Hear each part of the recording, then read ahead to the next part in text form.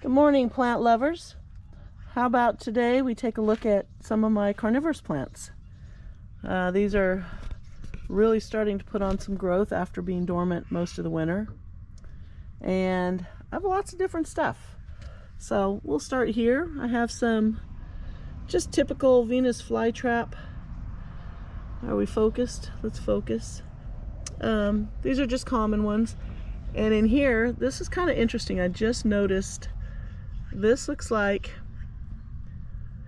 so it's a sundew there. I don't know how close I can get. I'm going to lose my focus. But that little sundew, it looks like it crested like a succulent. So I'm going to have to watch that. That'll be interesting. And there are some little baby sundews that are just popping up and they're starting to flower. If you can see that. I don't know if you can see that. Little flowers are starting to come up on those. Here's some more over here. I did not plant the sundews in here. They're just basically little hitchhikers.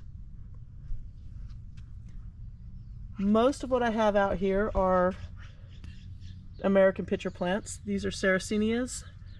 And you can see these big copper pitcher. How pretty is that? And they're sending up all of their flowers. A lot of them are opening now. You can see this one's already opened. It's ready to be pollinated. And these are interesting because they have like a two-step. The insects will get in through the top. They go in one way and come out the other way. That way when they go in, they bring pollen with them. And as they go out, they leave pollen. So it's kind of an interesting system. Here's another one. These are some pictures that are just, they haven't gotten their full colors yet, but they're starting. These are early spring ones. I've got a lot of the Sarracenias that will open up later in the fall that are white, Leucophylla. They're so pretty. Those are my favorites. But for now, all the early ones, some of these pictures are getting pretty big already. And then here we have a sundew. This is a dewy pine. And you can see it is covered with probably little gnats and things like that, little insects. All this dead stuff, this was all last year's growth that I just never trimmed away, but I might go ahead and trim that off just to make it look better. But this thing is happy right here. Here's another type of this is also an American pitcher plant. This is called a scarlet bell. It's a hybrid, and it really did not do well over the winter. It really got just too cold. And although it is an outside one, you don't bring them in. But I see it is getting lots of new little pitchers are coming in there. So I'll trim off all that ugly stuff and it'll look good again by the end of the year. Here we've got some more Sarracenias, some of the tall ones. And a lot of these I notice are just barely starting to open up. These are the later ones. They'll put out their best pitchers in the fall.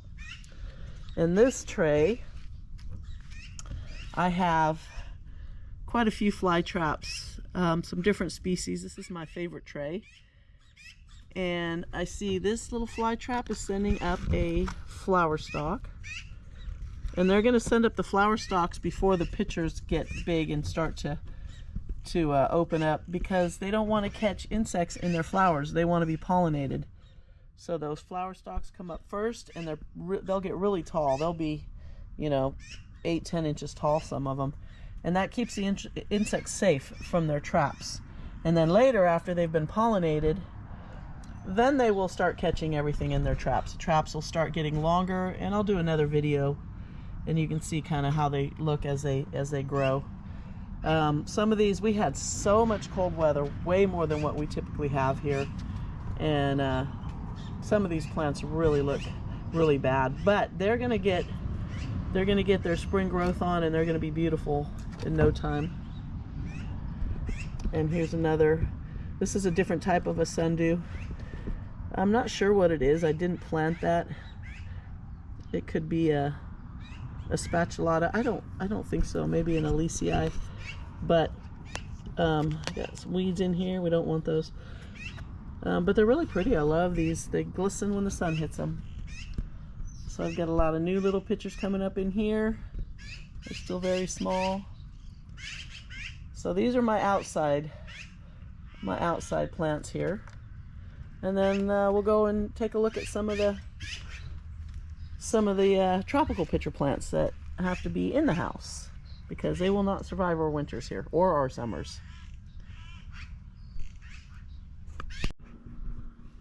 Okay, inside here we have tropical pitcher plants, and now these are Nepenthes, and these are the ones that have the hanging pitchers, and there's a lot of different varieties of these, and this is a real common one, and I believe it's an alata. I'm not sure if it was mismarked. Somebody told me online that it was probably a hybrid of Ventrata, so I'm gonna trust his judgment more because, you know, he knows his plants. So, but this picture is just about to open. Kind of looks a little obscene to me. And these are all the vines, the basils. It just grows like crazy, and it just keeps getting more little babies inside there. Here's another picture. This one's kind of goofy the way it grew. But then, what's exciting is this one flowered for the first time, and it's a female, and the flowers are just about to open, and I have a male in my grow tent, which I'll show you in a minute, and I'm going to try and pollinate them and see if I can't get some seeds and actually grow my own baby Nepenthes. We'll see how that works out. So here's one I've had for many years. The mother plant died. This is the basil. It's like the pup that comes off the side, and I believe it was a Ventricosa red.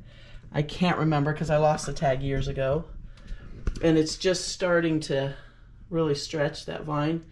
And this one is a Sanguinea orange, and it's been probably 6 years, and it has a nice big basil on there. It's very healthy. It's got lots of little pitchers.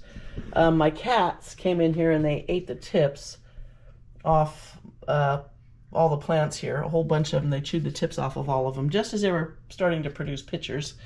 So they're starting to recover. They're getting some new growth, and I got to keep the cats away from them. So it's a struggle. Cats are... Okay, so a little pause there. My battery died. But I don't remember what I was saying, but I think I was done pretty much right here. So this is all that's here. Oh, I do have one more. This is really cool. So this is an Australian pitcher plant. It is called a cephalotus, and I don't know how well you can see it down in there, but it grows on the ground kind of clumpy, and it gets the really coolest pitchers. It's kind of in a, you know, a new growth phase, so it doesn't look its best right now, but it will, in another month, it's going to look really cool. So a lot of its winter growth sort of died off. Okay, so let's move on. Okay, so now we're in, I have a 75-gallon aquarium, and in here I have some young plants. A couple are cuttings, but some of them are seed grown. And this is my favorite one. It's also the one I've spent the most money on. And this is a Nepenthes truncata giant cross Edwardsiana. And I bought this one specifically because it'll get really big, and I love these little teeth on the peristome. I can't get it to focus down in there, but if you see these little teethies right here, it's just a super cool